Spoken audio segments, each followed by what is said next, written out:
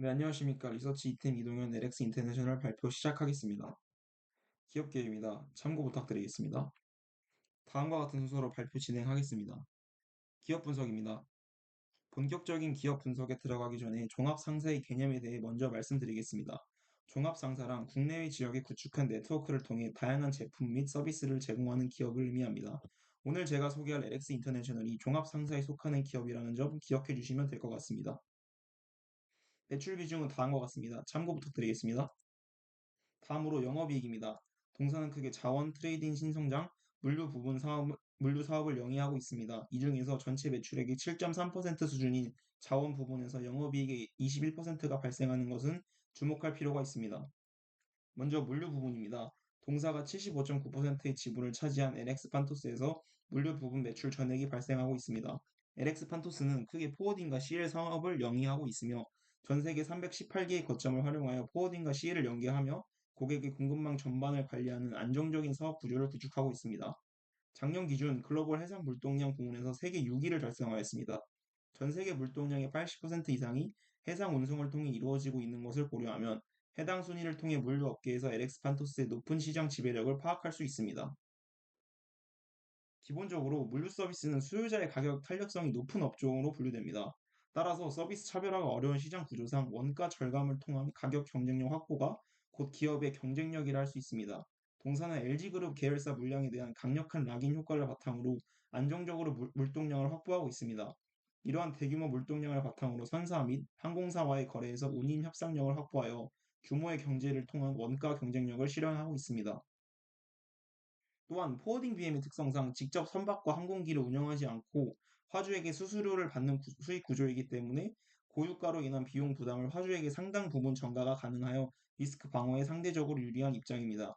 다음으로 동사는 LG그룹 물량에 한해 고정 수수료액을 받고 있기 때문에 물동량의 절반 이상이 운임지수와 무관하게 일정 수준 이상의 이익을 창출하고 있습니다. 실제로 운임이 낮았던 2020년 이전 국적 선사인 HM은 지속적으로 적자를 기록하였지만 판토스는 양의 영업이익률을 유지하였습니다. 이런 점들을 미뤄보았을 때 동사의 물류 부문이 안전 마진을 확보하고 있다는 점을 알 수 있습니다. 이 외에도 지속적인 캐펙스 투자를 통한 인프라 및 캐파 확대로 갈수록 다변화되는 화주들의 니즈를 충족시키고 산업 내 경쟁력을 강화하며 비캡티브 물량 역시 확대를 추진하고 있습니다. 다음으로 자원 부문입니다. 동사는 한 개의 니켈 광산, 두 개의 유연탄 광산에 대하여 투자, 개발, 운영을 진행하고 있습니다. 먼저 인도네시아에 위치한 니켈 강산입니다. 동사는 지분율 69.57%를 소유한 최대 주주로서 해당 광산에 대한 경영권을 직접 행사하며 채굴 물량에 대한 판매 정권을 보유하고 있습니다. 2025년 기준 약 275만 톤의 니켈을 생산하였고 28년도까지 350만 톤 수준으로 생산을 증가시킬 계획입니다. 다음으로 인도네시아에 위치한 석탄 광산입니다. 동사는 지분율 60%를 소유한 최대 주주로서 해당 광산에서도 경영권을 직접 행사하고 채굴 물량에 대한 판매 정권을 보유하고 있습니다. 작년 기준 2160만 톤의 석탄을 생산하였습니다. 추가로 주요 수출 항구가 광산과 인접해 있어서 물류비 절감으로 인한 원가 경쟁력 역시 보유하고 있습니다. 중국에 위치한 석탄 광산입니다. 동사는 해당 광산에 대해 30%의 지분을 가지고 있어서 단독으로 경영권을 행사하지는 못하고 있습니다. 따라서 광산의 순이익 중 지분인 30%만큼만 지분법 이익으로 반영되고 있고 배당금을 수취하고 있습니다. 이 광산에서 작년 지분법 이익과 배당금 수치의 70% 이상이 발생하기 때문에 중단기적으로 동사의 캐시카우 역할을 할 것으로 기대가 되는 자산입니다. 다음으로 팜 농장입니다. 동사는 인도네시아의 100%의 지분을 보유한 3개의 농장을 통해 연간 약 20만 톤 수준의 팜유를 생산하고 있습니다. 수확 후 시간이 지날수록 품질과 수율이 쉽게 저하되는 팜 열매의 특성상 농장과 공장을 동시에 운영하는 밸류체인 관리가 중요한데 동사는 생산 공장을 보유하고 있기 때문에 해당 산업에서 경쟁력을 보유하고 있다고 할 수 있습니다.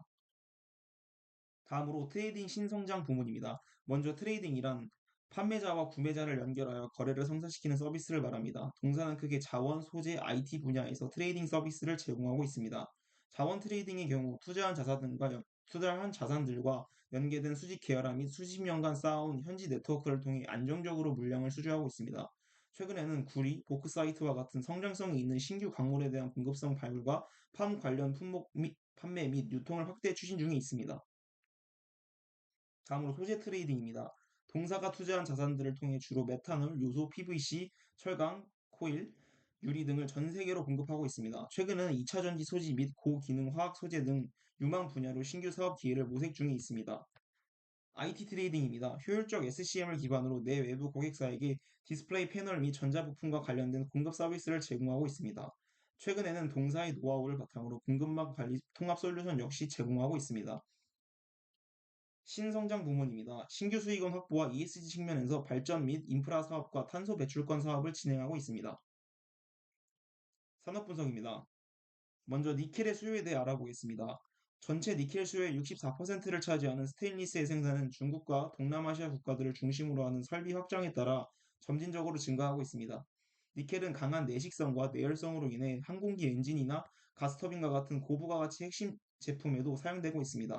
그렇지만 이 중에서 가장 주목해야 할 부분은 단연 배터리향 수요입니다. 배터리용 니켈의 수요는 연평균 약 24.45%씩 증가하고 있는 상황이고 2030년 약 238만 톤의 규모로 성장할 것으로 예측되고 있습니다. 니켈이 포함된 배터리는 주로 전기차용 배터리로 사용되고 있기 때문에 유의미한 니켈 수요를 변화를 보기 위해서는 전기차 시장의 전망과 더 나아가서 전기차 시장에서 니켈이 포함된 배터리의 변화에 대해 살펴보아야 합니다. 먼저 전기차 시장입니다. 최근 전기차 캐즘에 대한 우려가 있는 것은 사실이지만 실제 통계를 보면 2025년 글로벌 전기차 판매량은 전년 대비 21.15%가 증가하였습니다. 북미 지역에서는 역성장의 흐름을 보여주었지만 아시아 국가에서 성장을 견인하였고 유럽 역시 판매량을 회복하고 있는 상황입니다. 이러한 점을 고려했을 때 현재 전기차 시장 둔화에 대한 우려는 다소 과장되었음을 알 수 있습니다. 다음으로 전기차 배터리입니다. LFP 배터리의 점유율 확대 예측이 많은 것은 사실이지만 실제 조사에 따르면 시간이 지나도 니켈이 포함된 3원기 배터리의 비중은 LFP와 비슷한 비율을 유지할 것으로 예상됩니다.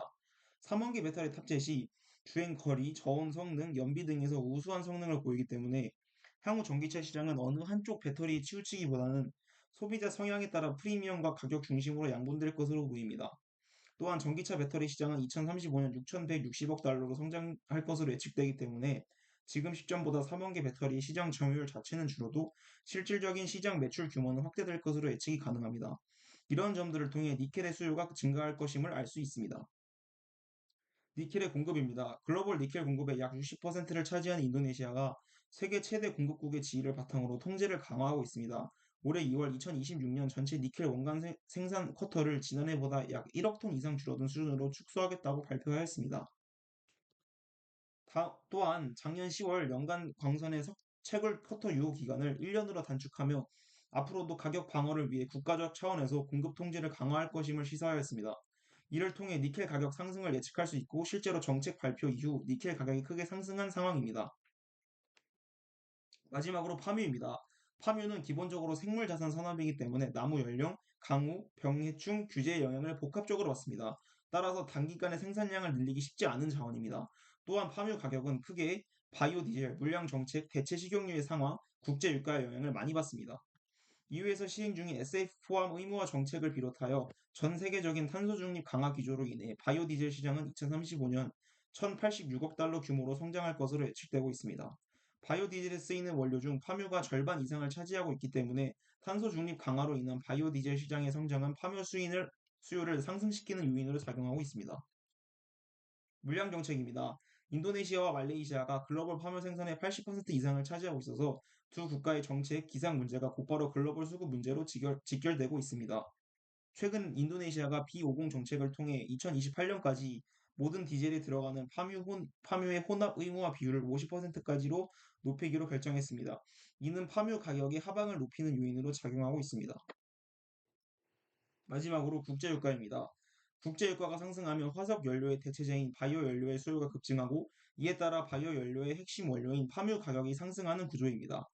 최근 이란 전쟁으로 인해 WTI가 배럴당 100달러 안팎의 가격을 유지하고 있습니다.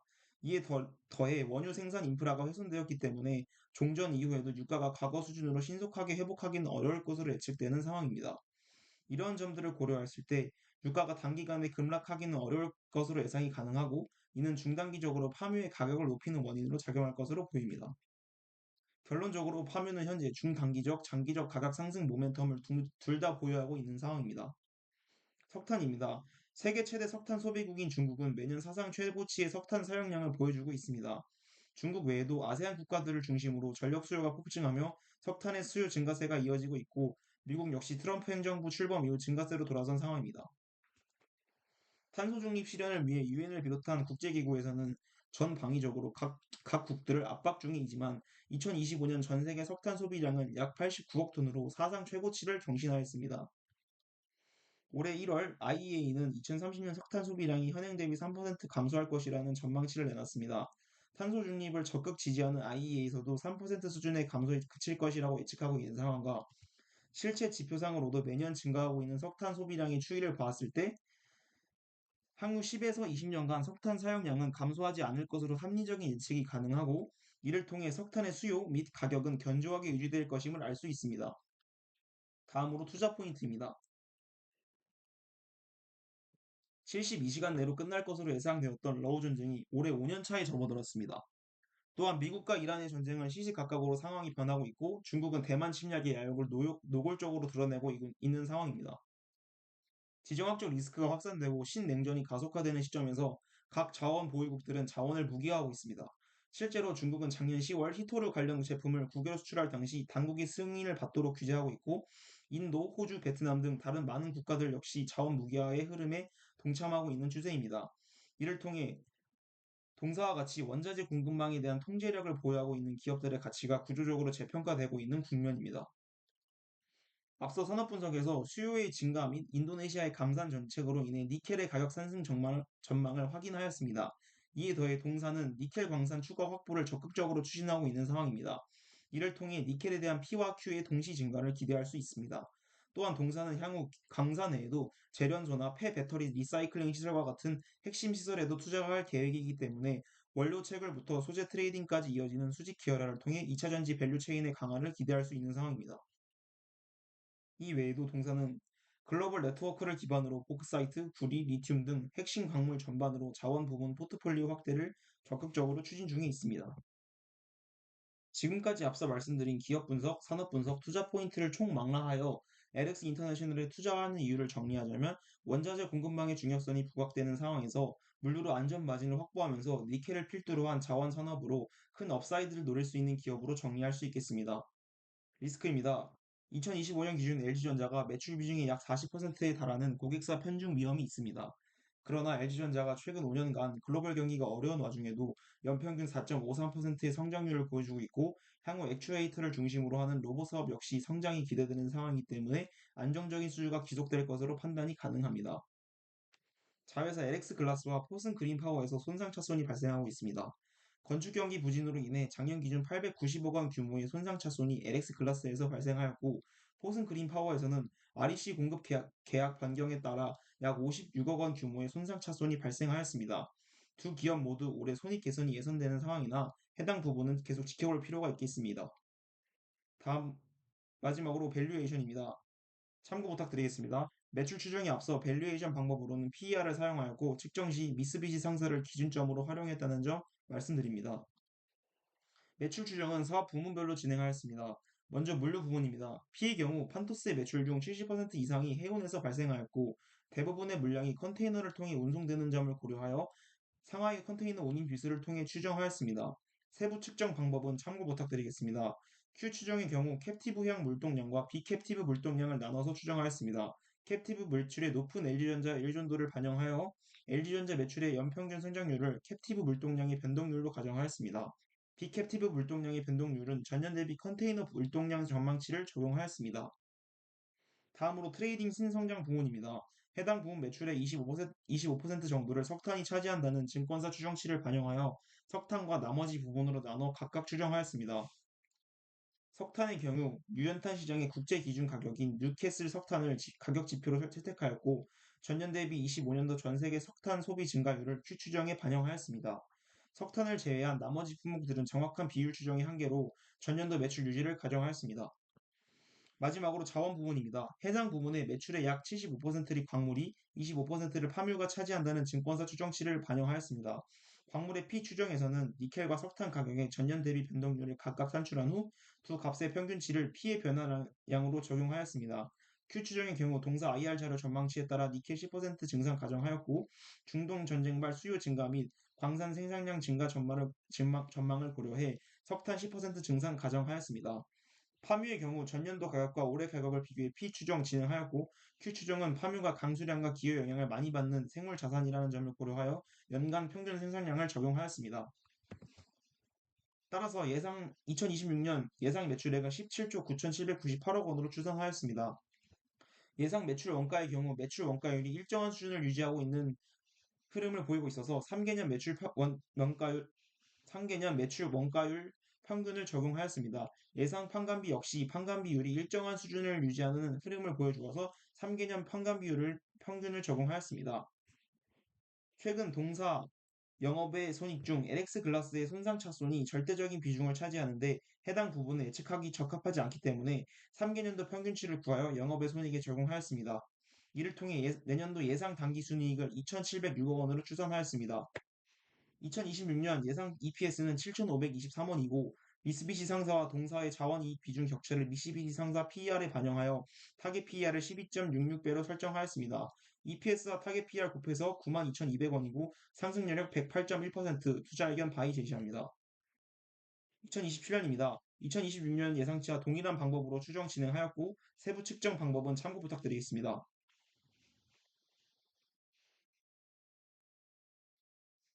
2027년 예상 EPS는 7,749원이고 전년도와 동일한 타겟 PER 12.66배 설정하였습니다. EPS와 타겟 PER 곱해서 98,100원이고 상승률 114.4%, 투자 의견 바이 제시합니다. 다음으로 불혹입니다. 참고 부탁드리겠습니다.